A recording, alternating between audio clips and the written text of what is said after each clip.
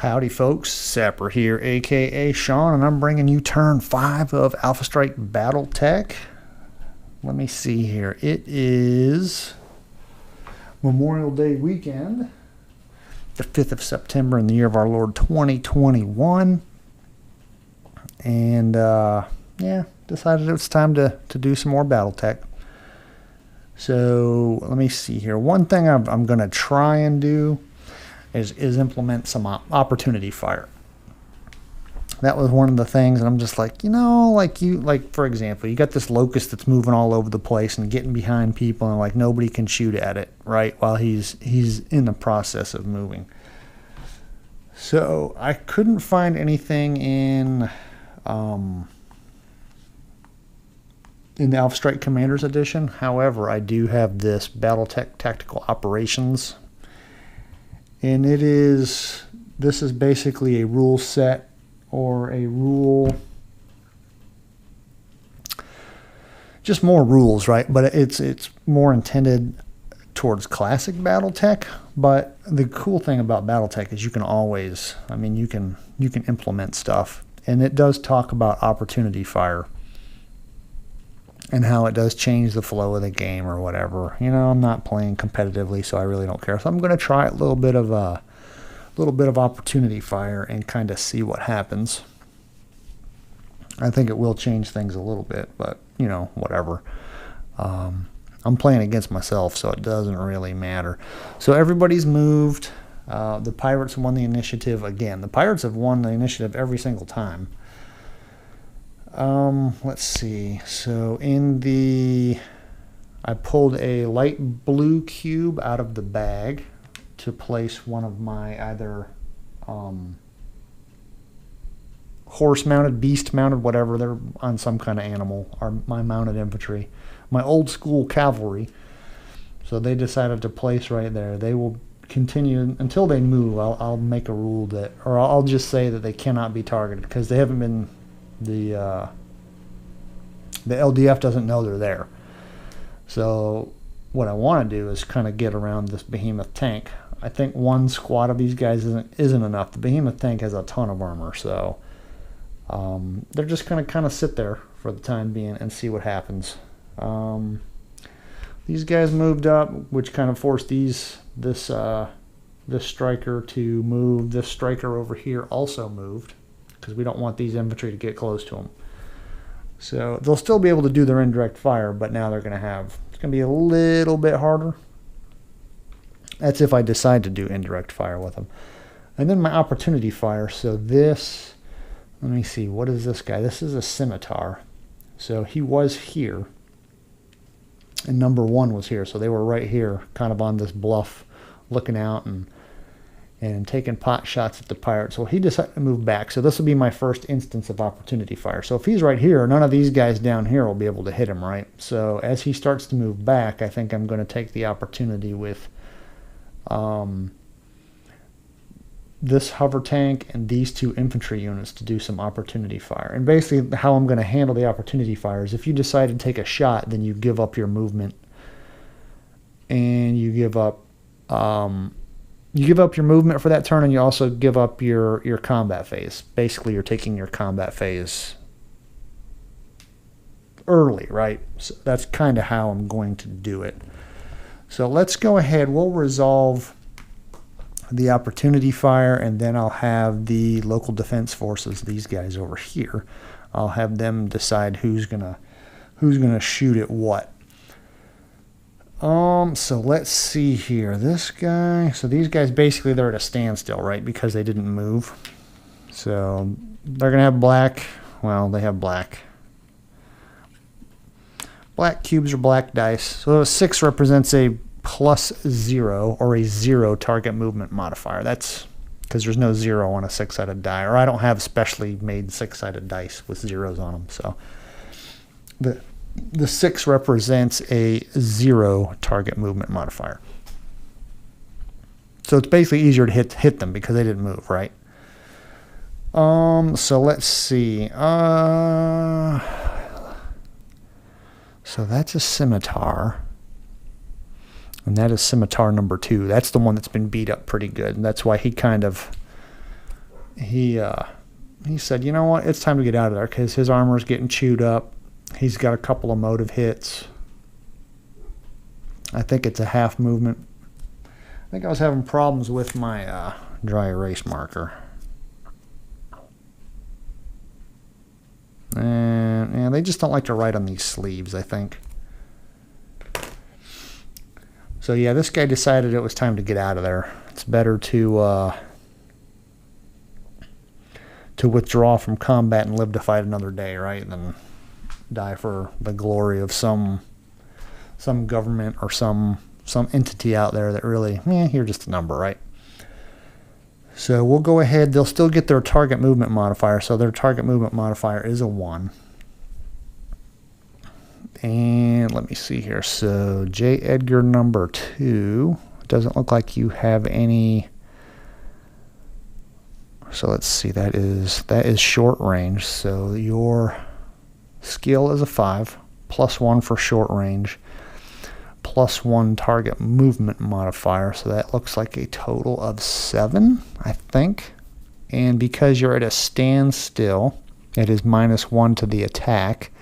So you need a 6 or higher. So he'll go ahead and fire. Need a 6 or better.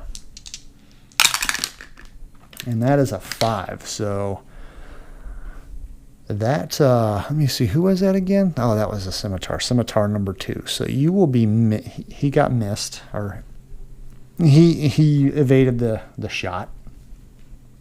So this infantry, actually these are 2 infantries. It looks like, so there's a skill level of 4. Short range +1, and then a -1 to the attack mod. Or +1 target movement modifier, so that is a total of 6. Need a 5 or better, because of -1 with the attack mod. So two 5 or betters. Let's see if we can manage to hit this guy, because if we can hit him twice, because all that scimitar has is 2 structure points left. That's a 9, and that is a 10. So it looks like that scimitar is destroyed. So we'll go ahead and do that. Let me get my little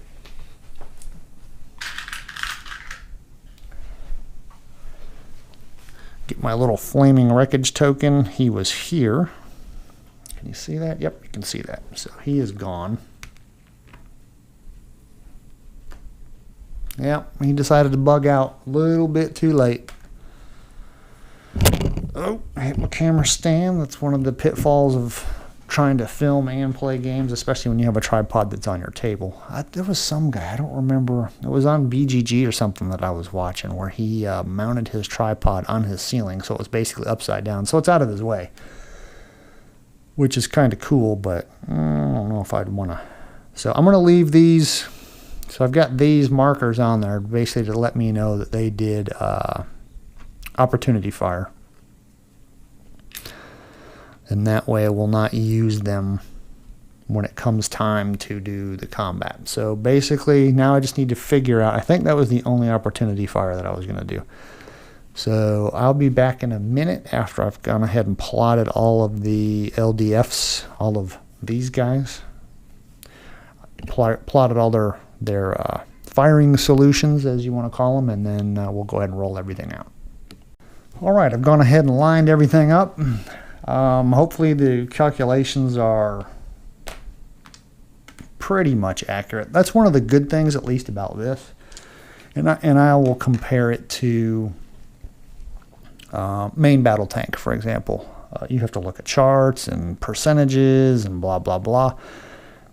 And then you get percentile rolls, which, I mean, if you want to get, and don't get me wrong, I do like that game, but it's definitely more crunchy. The classic Battletech, that's a little bit more crunchy too, but calculations as far as to hits are still relatively simple. The crunchy part is just, you know, the armor diagrams, and it takes a long time to kill vehicles. So if you want something a little quicker, I think the Alpha Strike is pretty much the way to go. But yeah, you can see a lot of arrows on the map. And so we'll just go ahead and start. So the LDF is going to shoot first. Doesn't really matter. Remember, everything is simultaneous. Alrighty, so right down here, we'll go ahead and shoot that tank. We need a 7 or higher. That is a 10. So we hit J. Edgar number 2.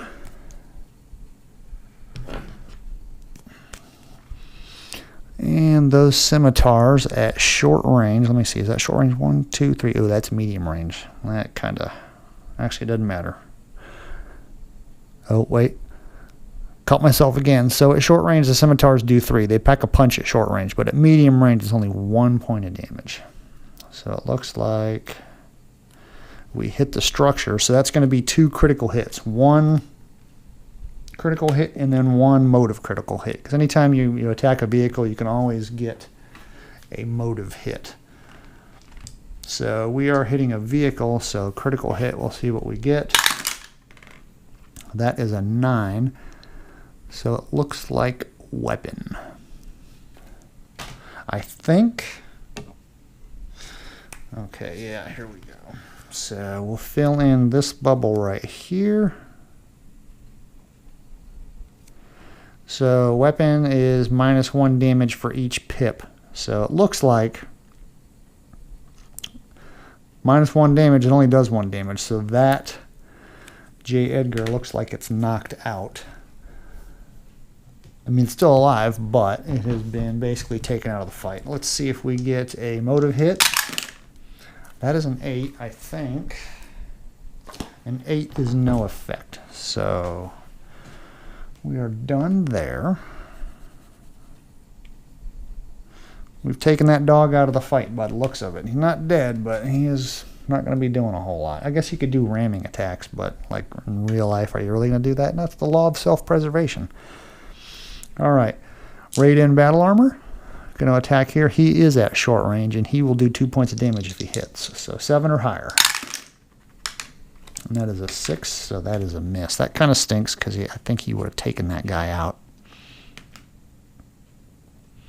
That was like the last guy. That's the last guy you're getting shot, or the last time this guy's getting shot at. So he's going to breathe a sigh of relief, and next turn he'll probably back out of there. But remember, we have opportunity fire, so he still might get killed. So this is the Maxim Transport. We'll fire at, that is a Scorpion. Need a 6. Got a 7, so that is number 2. Maxim will do 1 point of damage. Yes, 1 point of damage to that Scorpion light tank. Let's see if we get a motive hit. That is an 8. That is not a motive hit. Need to get a 9 or higher.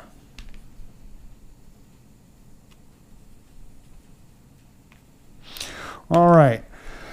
So this big long line is going back to the behemoth. I kind of jogged it around because I didn't want to confuse myself and say that this guy was doing the attacking. So that's why I have this really long line. He needs an 8. If he gets a hit, he'll pretty much turn that thing into a pile of slag. So we need an 8 or higher. And of course he missed. He missed last time too. So like I said last time, the big guns are glorious when they hit, but for whatever reason in dice games, they always seem to miss. Raid-in battle armor will fire at that tank. We need a 7 or better. And that's a miss. Oops. Guess I need my eraser and not my marker. There we go. The Locust will fire. Needs a 6. That's barely a hit. You would think that I would roll, you know, 7s or better more often, but sometimes it doesn't seem that way. I guess if I went back and looked at it, it probably all evens out. But all right, number 4. And the Locust does 1 damage. All right, so number 4 is now into the structure, so that's going to be 2 critical hits, 1 normal critical hit, and 1 motive. Let's do the motive. That is a 9, and the 9 does -2 move, -1 target movement modifier.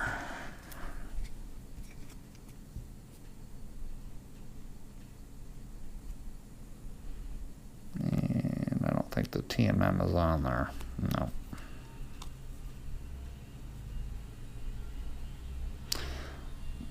And these dry erase markers do not want to work. I even got another one. There we go. I think it's these card sleeves. They just really do not want to write on them. All right, critical hit time. Let's see what we get. That is a 6 on a vehicle. That is nothing.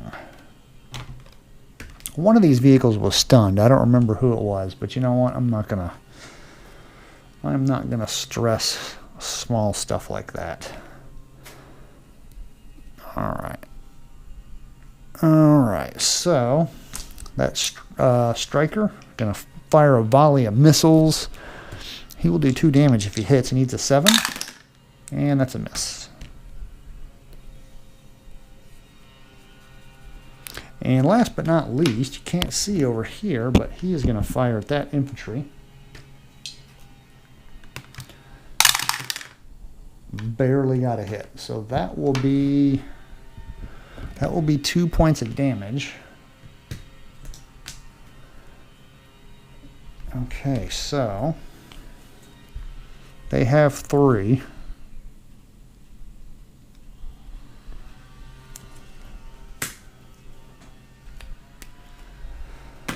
All right, so that is it for the local defense forces. I'll go ahead and do my plotting for the pirates, and we'll go from there.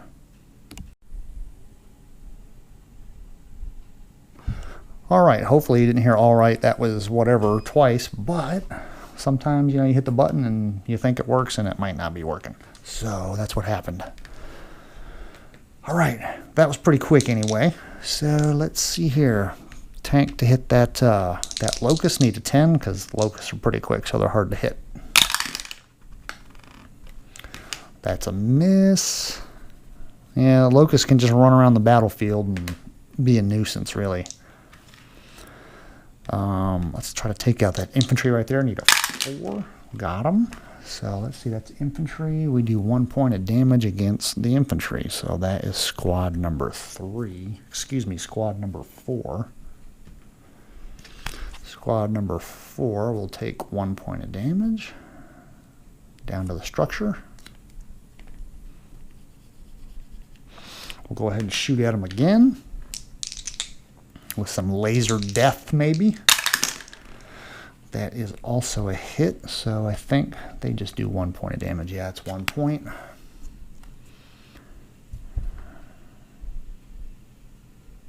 That was squad number 4.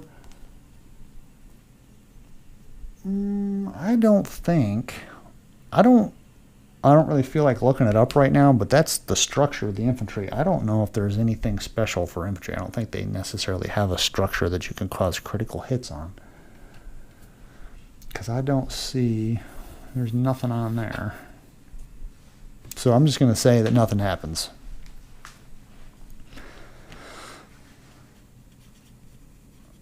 Maybe I'll look it up later, but whatever. All right, so this tank here, that is a J. Edgar, needs a 9. That is a miss. And then the Scorpion will take a shot. And that's going to be a miss anyway, because I needed a 10. So even if I had a 6 show up on there, it wouldn't be enough. Where was that? I think that was there, right?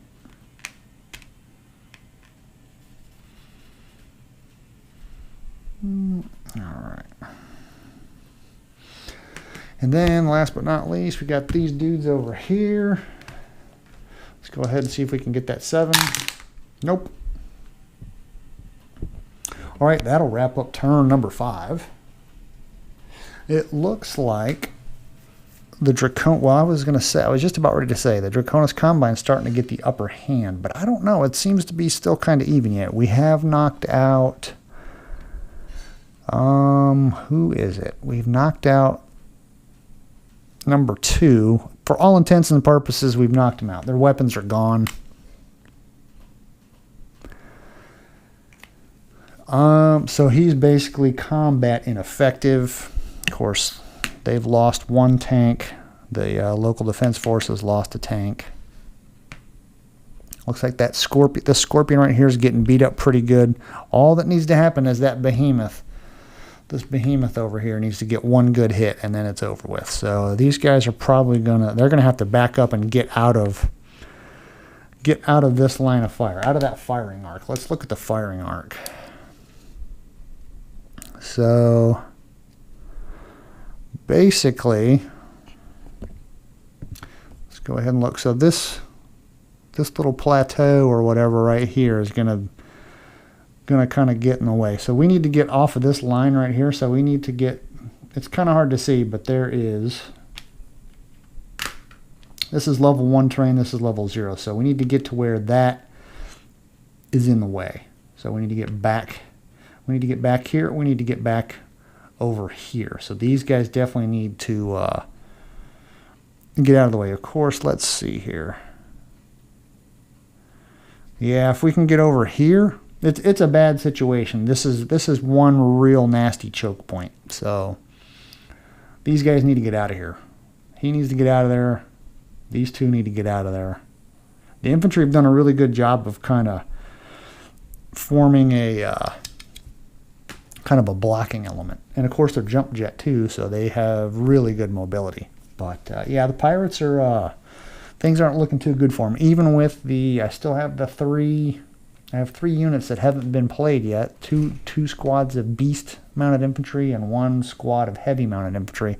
I don't think they're going to make the difference in this battle. So the pirates are probably going to have to set aside their desire for plunder so that they can live to fight another day. But there you have it. That is turn 5, everybody. We'll see you later.